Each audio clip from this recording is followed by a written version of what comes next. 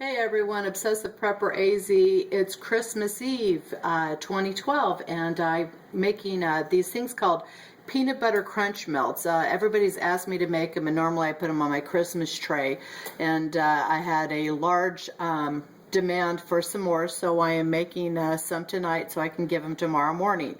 Anyways, these are the ingredients that you're going to need.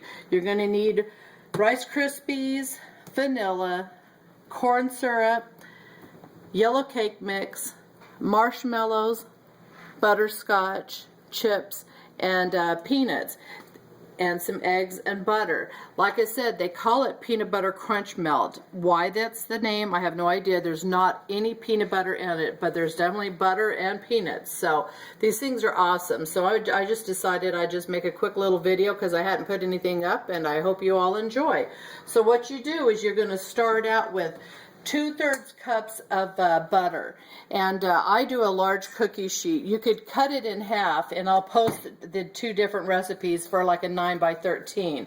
But basically all you're going to do is you're going to take your butter and you're going to whip it, and then what you're going to do is you're going to add 2 packages of your yellow cake mix. It doesn't make a difference what brand you buy, just as long as it's the yellow cake mix.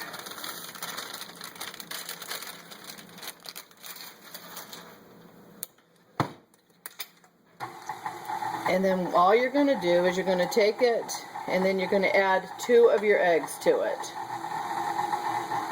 And then it's basically a dry crumble. You want it to be able to bind together, because what you're going to do is you're going to pat it inside your cookie sheet. So it's not a whole lot of anything other than you're just going to get it to a crumble.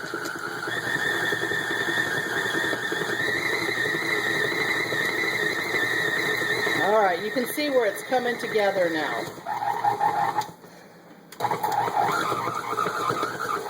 Alright.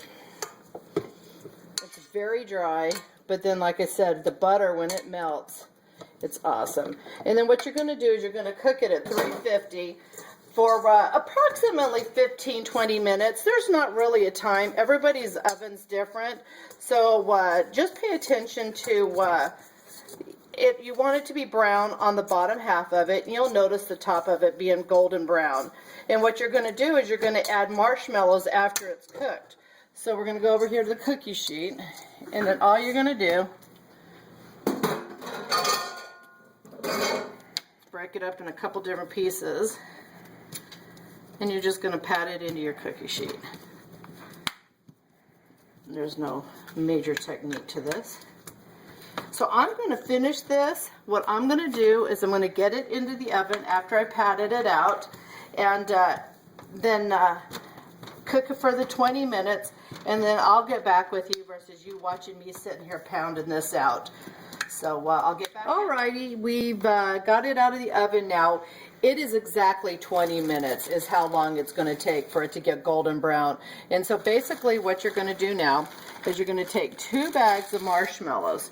You're going to get them all. This is by far not fattening, but I don't know of any man that has ate this that just doesn't love this. And so what you do is you get them on there, and then once you get them all on, then you stick it in the oven for give or take, let's call it 2 to 3 minutes. What you want it to do is you want them to puff. You don't really want them to brown. You just want them to get all puffy. And then once you get them out, it gets puffy, then you pull them out and you let it cool down a little bit.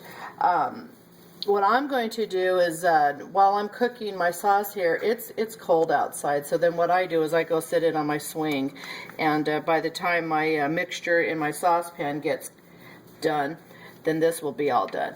So alright, so you got your 2 bags of marshmallows on. I'm going to put this in my oven. And I'm going to time it for 2 minutes. Okay, so here in my saucepan, what I've got going on here is I've got a 1/2 stick of butter, which is a 1/2 cup of butter. I've got a 1.5 cups of caramel syrup, and then I've got 2 teaspoons of vanilla. And then once it's melted, and it's pretty close to being melted now, what you're going to do is you're going to add 2 bags of butterscotch chips. I don't have them in bags. I put them in mason jars. I like storing them in mason jars because it, you know, it keeps all bugs, any kind of animals. I mean, if you ever had a situation where you had pests and things like that, you wouldn't want your candies and sugars to have ants and stuff in it. So what you're going to do now is you've got the 2 packages of butterscotch chips, and it melts down really quick. And then after it's melted, you're going to take in 1 can, which is 16 ounces, is 4 cups of peanuts. And that's what you want. You want your cocktail peanuts, and it's 4 cups. So I don't even have to measure that out. And then you're going to, after this is melted, you're going to add your peanuts, and then you're going to add 4 cups of the Rice Krispie treats. So I think I've got like a little less than a half a minute, because I wanted to pull out the marshmallows so you can see how puffed they are. It's going to take just a few minutes for this to melt down before I'll add the peanuts and the crispy treats. And once you've made this, you want to let it sit overnight. It will cut so much nicer into squares if you at least let it sit. It doesn't have to sit overnight, but it needs to be really, you know, like set. Okie doke, my marshmallows are done, so I'm going to push this back, and I'm going to get my pen out here so you can see. So that's what I'm talking about when I'm talking about your marshmallows being puffy. So I'm going to go ahead and I'm going to melt my mixture down. I'm going to add my 4 cups of peanuts and my 4 cups of Krispies, and then when I'm ready to pour it on top, I will get back to you. Okay, so my marshmallows have cooled down. The pan's still hot to the touch, but basically what you want is your marshmallows to be where they don't flatten completely out.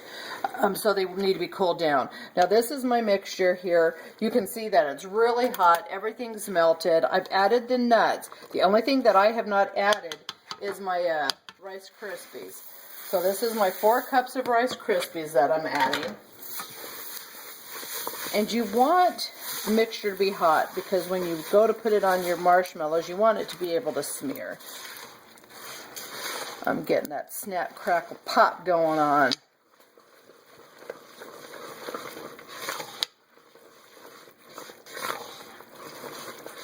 Alrighty.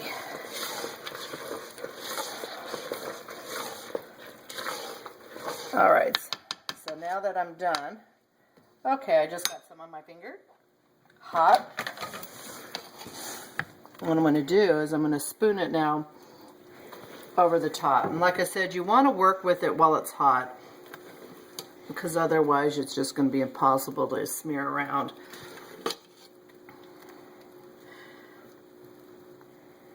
Whoa.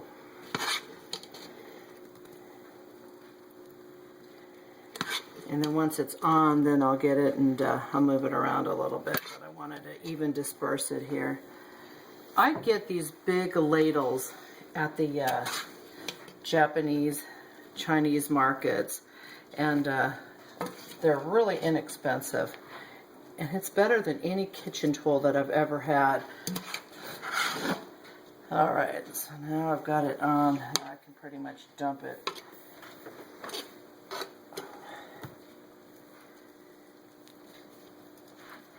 And always when you're working with hot sugar like this, be careful, because you can get so burned.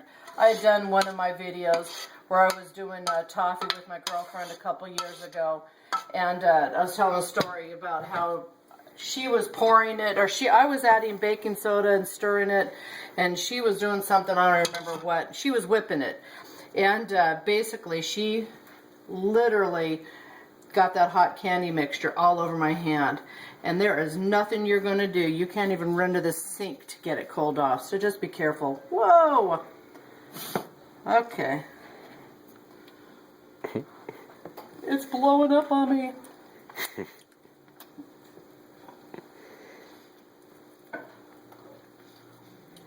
You know how many mixtures of this I have done, and I've never had it do this before? Alright, so a little bit of a mess that I'm going to have to clean up. So what I'm going to do is I'm going to get this cleaned up, and then I'm going to get it outside and get it cooling off so it gets done. Anyway, so I'm going to get this going, and then tomorrow morning when I go to cut it, I'll bring you to it and let you see how it turns out. Hey everyone, so it's next day, Christmas Day, and I pulled my butterscotch melt out of the peanut butter crunch melt out of the pan. It's just one solid piece, and so it's just pretty much simply easy just to cut it into whatever size chunks you want.